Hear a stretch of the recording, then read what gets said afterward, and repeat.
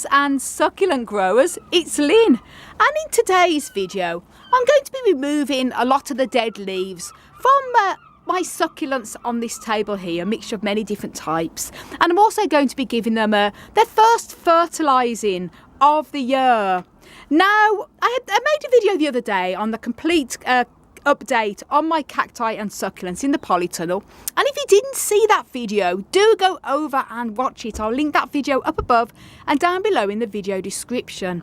And I mentioned in that video that because the temperatures have been dropping very cold still here of a night time for April, I haven't watered any of the desert cacti yet in my collection. Normally at this time of year I'd have started them up with a bit of watering, or a bit of a pre-watering anyway, but I'm having to hold back because the nights have been so chilly still, and next week they're forecasting sort of very cold on the Monday and Tuesday.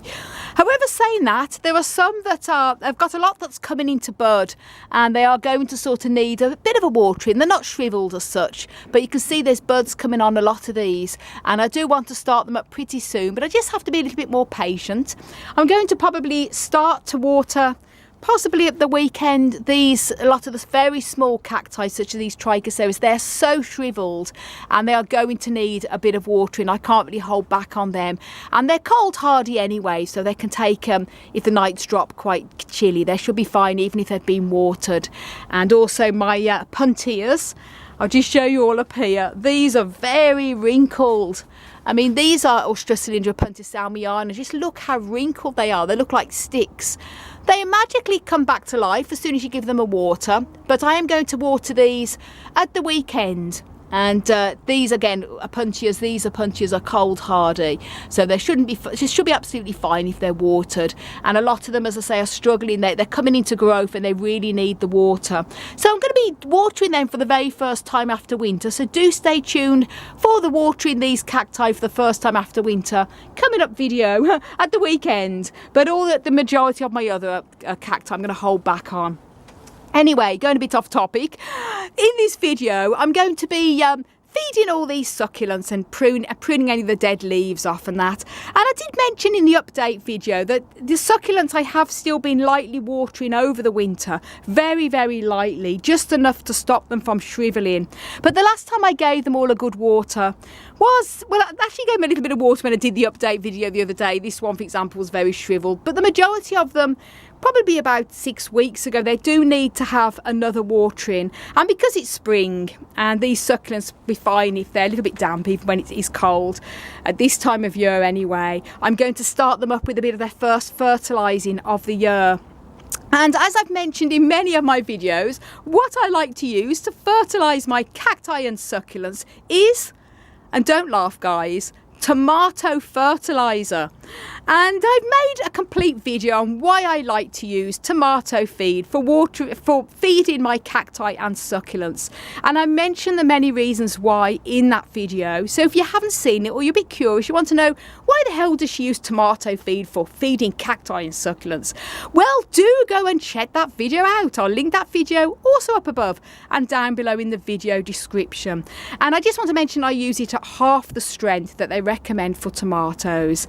And as I mentioned in that video, the reasons why, I don't want to go into too much info here, but basically it's high potash, which is high in potassium, which encourages more blooming, and that's why I like to use it, because I use it all through the spring and summer. I don't fertilize any of the succulents during the winter now, and as I say, I keep them mostly dry anyway, just a bit of a light watering to stop them from shriveling. So this is the first time these are going to be given a fertilizing anyway. But first of all, what I have to do is remove the dead leaves, because if I was to water them first and then remove all these annoying dead leaves, they go all soggy and it's hard to remove, but they come off very easy when they're dry and crispy. So that's why I'm going to be removing them first. And I have made a video on how to remove the dead leaves from echeverias, and it's also the same with graptobatalums and all these similar type of succulents. I've made a special video on how to remove the dead leaves, so do go and check that video out. I'll link that video also up above and down below in the video description. And what I like to use, these are my little tools that I've got here. First of all, I've got one of these little green buckets. They're great for collecting all the dried up leaves, and I like to use tweezers, as I explain in that how to remove the dead leaves video. They're great because I can reach right in between at the base and pull it off. And also some little pruning scissors in case I need to cut any dead stems off, dead flower heads for example. And I've also got alcohol, not to drink, but this is rubbing alcohol, isopropyl alcohol. I put some in a little spray bottle, so if I see any pests like mealybugs, I'll give them a bit of a spray, or if there's a few nests, I'll spray it into the bowl and then dab it off and dab the pests away. Rubbing alcohol works really great. So hopefully I won't see any pests, but you never know. So that's my little tools, and I just want to show you here what I've got. I've got the watering cans ready. I sometimes like to use one of them pump sprays, but with the succulents, they're all easy to reach on this table because they're all sort of, they haven't got to stretch over with any high plants. And I've got 10 litres here of water, and I've made up with the tomato fertiliser. I've used half the recommended strength to 10 litres, which I think the recommended strength is about 20, usually the 20 millilitres per 10 litres for tomatoes. So I've just used 10 millilitres. I've used half. And I've given it a good stir around. I've just got a little empty watering can because this is easier to transport this into this one, I should say, and then get watering. So that's my little tools. I always like to remove the dead leaves. Not only do they look tidy, but it also prevents pests from hanging underneath.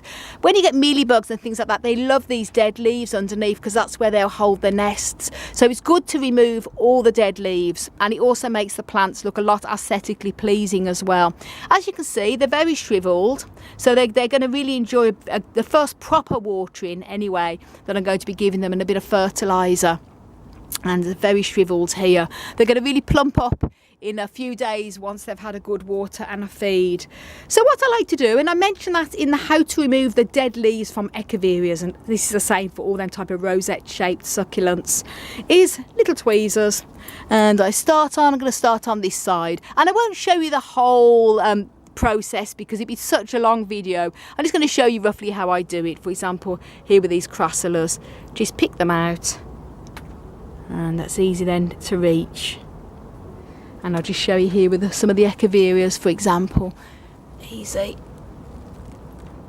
On there. For example, on here, there's a lot of dead leaves on here. They're great with the tweezers just to pick off.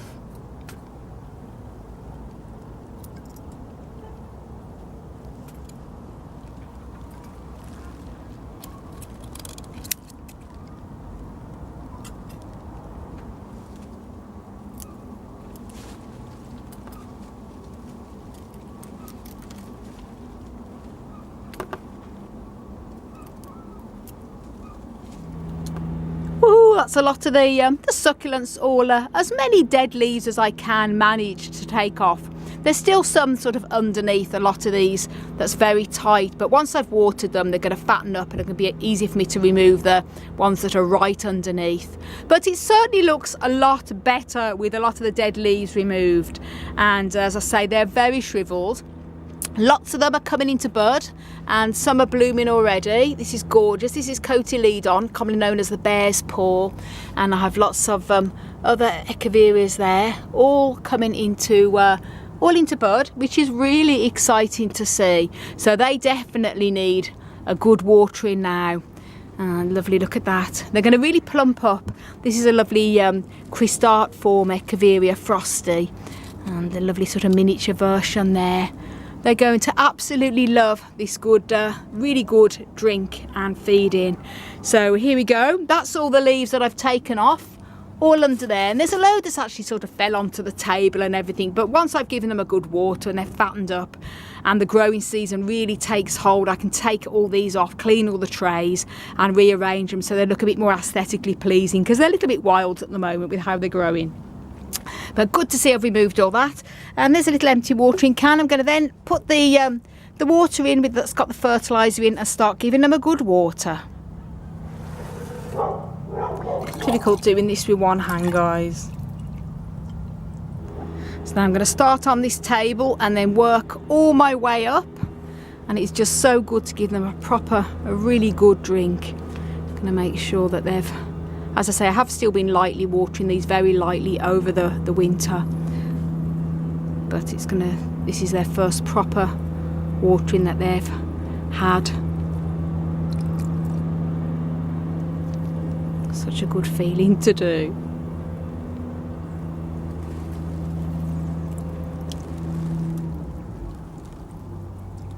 To make sure the water is fully soaked, and it doesn't matter if the water gets onto these trays. That's a good thing about these trays. And as I say, I'm going to be watering some of the very shriveled cacti at the weekend, and I'm having to hold back on all these others, such as these ones here, the ones in the bigger pots, because it's just not warm enough at the moment. Chilly nights.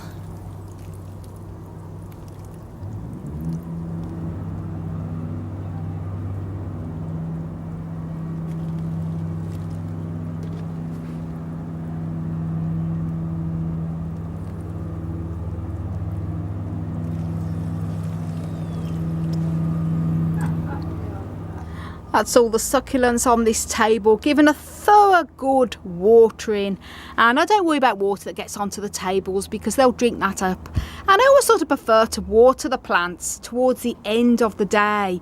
It's better for them to take up the water during the night time. So either very early morning or late evening is always the best. So it's late afternoon now. So the temperatures are, it's been quite a nice sunny day today. And the temperatures are going to cool down anyway tonight. So it's perfect for them.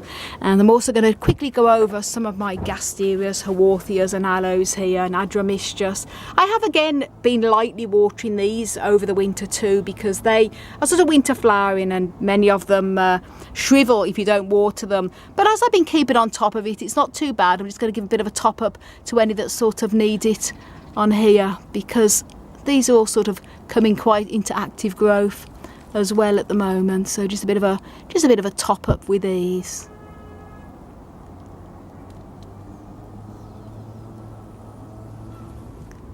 And here is Lucy, guys. She's come back again to visit you all. Isn't she just gorgeous? So that's all the succulents, all had the dead leaves removed and been given a good water and a feed. And I've had little Lucy here for company. She's absolutely gorgeous, so lovely to have a little bit of company in the Polytunnel today.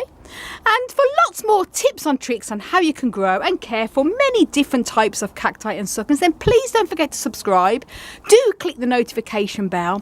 You can also follow me on Instagram, Twitter and Facebook at Desert Plants of Avalon. And for more growing tips, check out my website, desertplantsofavalon.com. And before you go, do leave a comment in the video description down below, even if it's just a heart or a smiley, because every comment really helps the algorithm and really does help my channel here on YouTube. And stay tuned for a video coming up possibly on Sunday, where I'm going to be watering some of the very wrinkled Opuntia cacti for the very first time after winter, as well as the very shriveled types of Trichocereus here, these very small ones. And all the other cacti I'm going to have to hold back for a little bit longer until the chance of any of these frosty nights have completely gone. I want to wish you all a fantastic, happy growing, plant powered day!